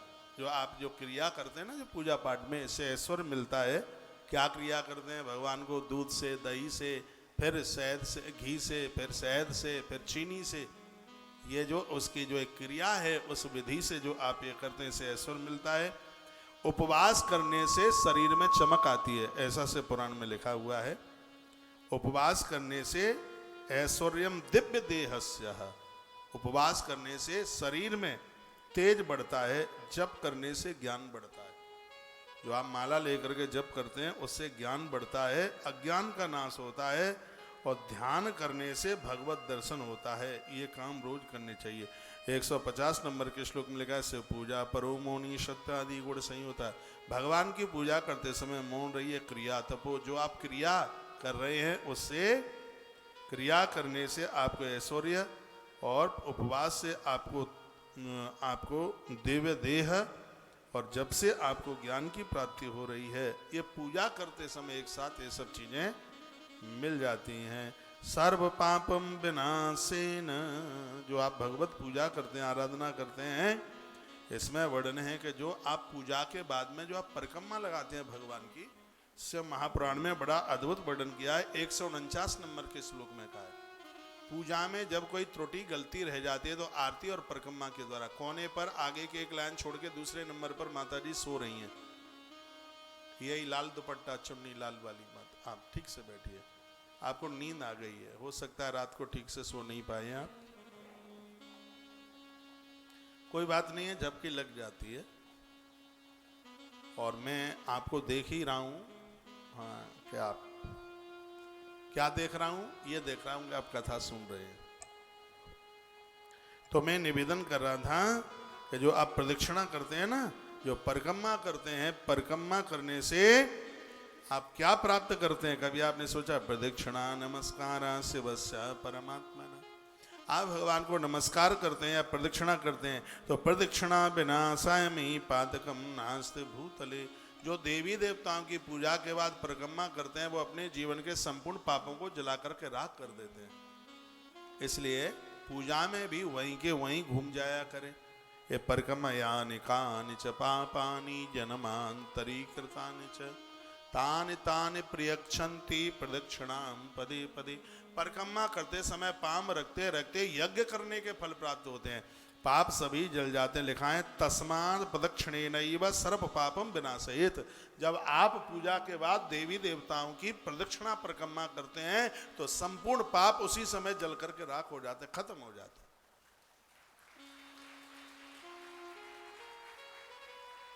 परिक्रमा की इतनी बड़ी महिमा। ये भामरें पड़ती हैं उसमें परिक्रमा ही तो है। वो परिक्रमा जो फेरे डालते हैं वो क्या है? आपने कभी सुना है, सोचा है? नहीं पता होगा। मैंने शायद आपको उसमें रुक्मिणी मंगल में दौसा में कथा हुई थी, समझाया होगा। बेटी से विवाह से पूर्व तक जो भी अपराध हुआ है, बेटे से विवाह से पूर्व जो भी अपराध हुआ है, ये जो भांबरें जो फेरे पड़ते हैं, इन फेरों का प्रभाव है कि जन्म से लेकर के तब तक समझ लीजिए जितने अपराध हुए हैं सगरे पाप जल करके राख हो गए हैं, खाक हो गए हैं। अग्नि देवता अग्नि जल रही होती है, फेरे चल रहे होते हैं, लेकिन आज की स्थिति तो यह है कि हम तुम राजी तो क्या करें काजी, बस इतना सा हो गया है। हमारी भारतीय परंपराओं को देखिए, हमारी भारतीय संस्कृति को देखिए, जिसको परिक्रमा में क्या कहा, प्रदक्षिणा में क्या कहा। चाहे आपकी भामर पड़ रही है उस समय प्रदक्षिणा हो रही है, तस्मात् प्रदक्षिणेनैव सर्व पापम विनाशयेत्। जिस समय आप देवताओं की परिक्रमा करते हैं संपूर्ण पाप जला करके खत्म कर देते, सगरे पाप जल जाते थे। जो फेरे की चुनरी है आपके पास, शादी की विवाह की चूहा काट जाए 1000 बार तो भी मृत्यु के अंतिम श्वास तक ये आपसे अलग नहीं होनी चाहिए। इसकी बहुत बड़ी महिमा है। चुनरी, वो डीबी शर्मा जी चुनरी के ऊपर एक बड़ा अद्भुत, जो शादी के जो चुनरी उसके ऊपर बड़ा अद्भुत भजन गाते थे। वो कहते थे कि ये चुनरी पार्वती मैया ने ओढ़ी, ये सीता मैया ने ओढ़ी, ये राधा रानी ने ओढ़ी, और पता नहीं बहुत कुछ उनको ही आता था। वो बड़ी अद्भुत बात बताते थे इसमें। तो देखिए क्या लिखा है कि प्रदक्षिणा विनाशाय ही पातकम नास्त भूतले। धरती पर कोई भी इतना बड़ा पाप नहीं है जो देवताओं की परिक्रमा लगाने से समाप्त न हो जाता हो। सोई तो हम कहें गिरिराज जी की परिक्रमा क्यों लगती है, कामदानाथ की परिक्रमा क्यों लगती है? इसलिए लगती है सगरे पाप जल करके राख हो जाते हैं। तस्मात् प्रदक्षिणेनैव सर्व पापम विनाशयेत्। 149 नंबर का श्लोक है। परिक्रमा करते समय आप सगरे पापों को जला करके राख कर देते हैं, समाप्त कर देते हैं। इसलिए पूजा में नमस्कार, प्रणाम और परिक्रमा और आरती और भोग, ये चीज़ें 5-4 चीज़ें हैं, ये पूजा में होनी ही चाहिए। ये वो बात मैं आपको ज़्यादा निवेदन कर रहा हूँ जो इससे पहले से महापुराण में मैंने बातें नहीं कही, और अगली बार मैं ये नहीं कहूँगा, कोई दूसरी बात नहीं कहूँगा। आनंद हो रहा है कथा में। अब आपको आनंद आ रहा है कि नहीं आ रहा आप जाने, लेकिन मुझे बहुत आनंद आ रहा है। इसमें वर्णन किया गया है कि भगवान की पूजा करने से तमोगुण छूट जाता है। तमोगुण छूटने से लंबी आयु मिलती है, शक्ति मिलती है। तमोगुण छूटता है। कर्णेन फलम याति तमसः परिहापनात्। 152 नंबर का श्लोक। आपको कोई पूछे कि पूजा भगवान की क्यों की जाती है, तो इसमें वर्णन है कि भगवान का पूजन करने से तमोगुण समाप्त। तमोगुण के 2 अर्थ हैं, एक है क्रोध और एक है आलस्य। ये तमोगुण के ही पर्याय हैं। ये तमोगुण का एक अर्थ है आलस्य, एक है अंधकार और एक है क्रोध। तो भगवान की पूजा करने से आलस्य भी चला जाता है, भगवान की पूजा करने से अंधकार भी समाप्त हो जाता है, और भगवान की पूजा करने से क्रोध भी समाप्त हो जाता है। लिखा है, वर्णन किया, कर्णेन फलम याति तमसः परिहापनात्। इसका फल क्या है? पूजा का फल क्या है? क्यों बिना फल के तो कोई लोग काम नहीं करते। आप ऑफिस क्यों जाते हैं, आप नौकरी क्यों जाते हैं? क्योंकि नौकरी का फल आपको क्या है? आपको वेतन मिलता है, आपको पैसा मिलता है, आप इसलिए जाते हैं। बिना लिए तो कोई जाता ही नहीं है। आप कथा सुनने के क्यों आए हैं? कथा सुनने से पाप जलते, ताप पाप परताप ये सब समाप्त होते, नहीं तो किसके पास समय है? कितनी दूर दूर से आए, किसी को तो रिक्शा ही नहीं मिला, चौराहे पर बेचारी घंटा एक खड़ी रही माता, साधन नहीं मिला, लेकिन तो भी पहुंची। व्यक्ति बिना फल के तो कुछ करता ही नहीं है, कुछ नहीं करता। दिया क्यों जलाया जाता है? क्योंकि अंधकार में खोपरिया ना फूटे इसलिए। रोटी क्यों खाई जाती है? भूख मिटाने के लिए। यहां इस धरती पर बिना पाने के लिए कुछ किया ही नहीं जाता। तो इसमें वर्णन है कि भगवान की पूजा क्यों की जाती है। भगवान की पूजा से 3 बातें तो स्पष्ट दिखाई देती हैं। क्या लिखा है इसमें? करणेन फलम याति तमसः परिहापनात्। इसमें वर्णन किया कि भगवद आराधना पूजा करने से एक तो आलस्य समाप्त होता है, एक अज्ञान समाप्त होता है, और एक क्रोध समाप्त हो जाता है। और जिसको क्रोध नहीं आता उसे देवता कहते हैं, जो क्रोध में जीता है उसे राक्षस कहते हैं, उसे निशाचर कहते हैं। तो ये भगवान की पूजा है, भगवान की आराधना साधना है, वो हमें देवता बना देती है, ये देव बना देती है। मृत्यु लोक में भी ये हमें देवता बना देती है। तो यह इसकी इतनी बड़ी महिमा है भैया। करणेन फलम याति तमसः परिहापनात्। तो ये तमोगुण को समाप्त कर देती है पूजा। लोग तमोगुण से छूट जाते हैं, और ब्रह्म द्वारा बुद्धि की प्रेरणा होने से इसके जन्म जन्म के पाप उसी समय समाप्त हो जाते हैं। माचिस की तीली लगे तो वो ये नहीं सोचती कि इसमें ये रुई का गोदाम कितना पुराना है, कितना नया है। दिया जलता है तो ये नहीं सोचता कि इसमें अंधकार कितने हजार वर्ष का पुराना है। दिया जला, अंधकार समाप्त। और भगवान की आराधना पूजा करने पर हमारी जो बुद्धि है वो ब्रह्म बुद्धि हो जाती है। ब्रह्म बुद्धि किसे कहते हैं? जो विचार ईश्वर से जुड़ जाए, जो हमारी वासना भगवान से जुड़ जाए, उसे ब्रह्म बुद्धि कहते हैं। इस ग्रंथ में लिखा है परिमार्जितातस्त बुद्धियां ब्रह्म बुद्धि जनतांच। अरे भैया, जैसे ही बुद्धि भगवान से जुड़ी, हमारे संपूर्ण पाप उसी समय जल करके राख हो जाते हैं, खत्म हो जाते हैं। देश काल शरीर धन एवं अपनी योग्यता के अनुसार हमें भगवान की भक्ति जप ज्ञान ध्यान अवश्य में करना चाहिए। देश काल शरीर धन एवं, देखो कितनी सुंदर बात कही है। यथा देशम यथा कालम यथा देहम यथा धनम। 4-5 बातें इसमें। देश काल शरीर धन एवं अपनी योग्यता के अनुसार, अपनी योग्यता के अनुसार। योग्यता वहां के लायक है नहीं, समाधि के लायक है। योग्यता तो अभी माले ही पकड़ने के लायक है। तो अपनी योग्यता के अनुसार। और क्या कहा? देश, आप जहां रहते हैं उस देश की हवा भी तो जिस प्रकार से, अब ये बात मुझे यहां से नहीं कहना चाहिए, बहुत लोग इस देश में मछलियां खाते हैं। अब उनको पूछा जाए कि क्यों खाते हैं, वो ये बोल देंगे कि आदि काल से यहाँ ऐसा ही है। यहाँ पर लोग पहले से पूर्व से ही अन्न की व्यवस्था नहीं, चावल की व्यवस्था नहीं, अन्न की व्यवस्था नहीं है, तो हम पहले से वही देखते हुए आ रहे हैं, इसलिए हम मछली खाते हैं। अब मैं इस बात का प्रचार नहीं कर रहा हूं कि आप सब मछली खाना शुरू कर दें। जो उनके देश में चलता है अब वो तो करें क्या, वो तो खाएंगे। राम जी से मिलने के लिए श्रृंगवेरपुर पर बहुत लोग आए। श्रृंगवेरपुर निषादराज गु के यहाँ राम जी से मिलने के लिए आए। उसमें ऐसे बहुत लोग थे जो भगवान के लिए फूल पत्तियां लेके आए थे, और कुछ लोग ऐसे थे उनमें फूल पत्ती फल नहीं थे तो वो लकड़ी का गठरी लेके आ गए। और वर्णन ये भी है बहुत लोग ऐसे थे कि वो नदी में से मछलियां पकड़ के लाए। अब जिसके पास जो होगा वो वही तो लेके आएगा। तो प्रभु श्री राम जी ने ये नहीं कहा कि भाई तू मेरे सामने मछली लेके क्यों आया है। अब ये तमाम जो बातें हैं, ये बातें इसलिए नहीं कही जा रही हैं, ये इसलिए नहीं कही जा रही हैं कि हम मछली का भोग भगवान को लगाएं। ये बात इसलिए कही जा रही है कि जिस देश में वहां की जैसी स्थिति थी और आपने वैसा बर्ताव किया, तो इसका मतलब ये नहीं कि आप पहले मछलियां खाते रहे तो अब भगवान को ना पूजें।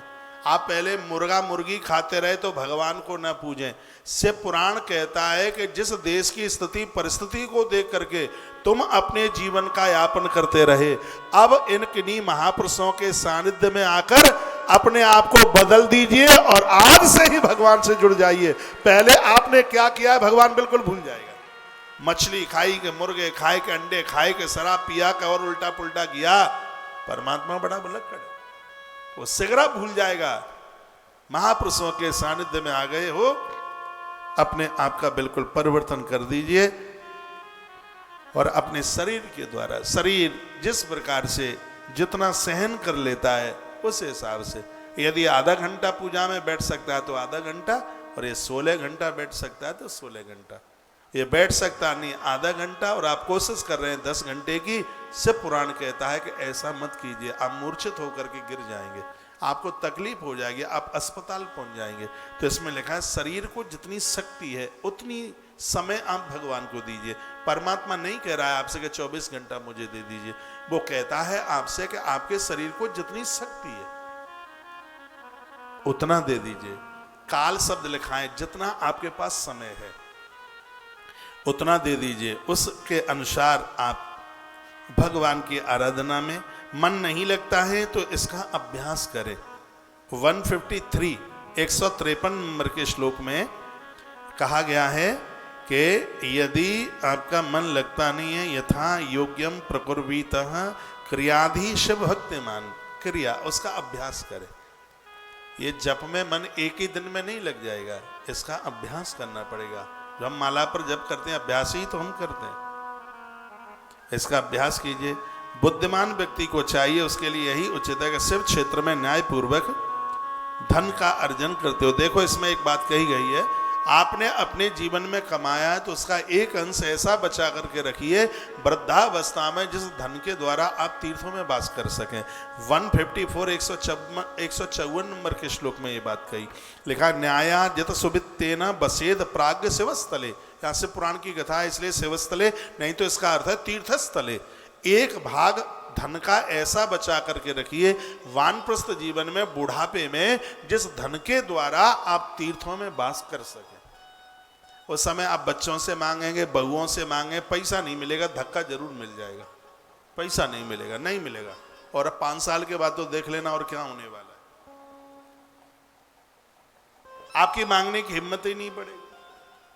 बहू डांट लगा देगी, बेटा फटकार लगा देगा, कहेगा पापा बड़ा हाथ तुम्हारा खुला है, तुम्हें पता नहीं लगता है कि 4 बच्चे पढ़ाई के लिए फीस पहुंचाना मुश्किल होता है, तुम रोज दे वृंदावन दे हरिद्वार, बड़ी नाक में दम कर रखी। तो भगवान महादेव नंदी को एक कथा सुना रहे हैं, वो कहते हैं सजग्र और समझदार व्यक्ति को चाहिए न्यायार्जित सुवित्तेन बसेत प्राज्ञ शिवस्थले यानी तीर्थस्थले। समझदार व्यक्ति को चाहिए कि अपनी कमाई का कुछ अंश अपने लास्ट के लिए रख ले, अंत के लिए रख ले, वानप्रस्थ जीवन के लिए, बुढ़ापे वृद्ध अवस्था के लिए रख ले, जिससे वह दान पुण्य करे, जिससे वो तीर्थ यात्रा करे। ये वर्णन है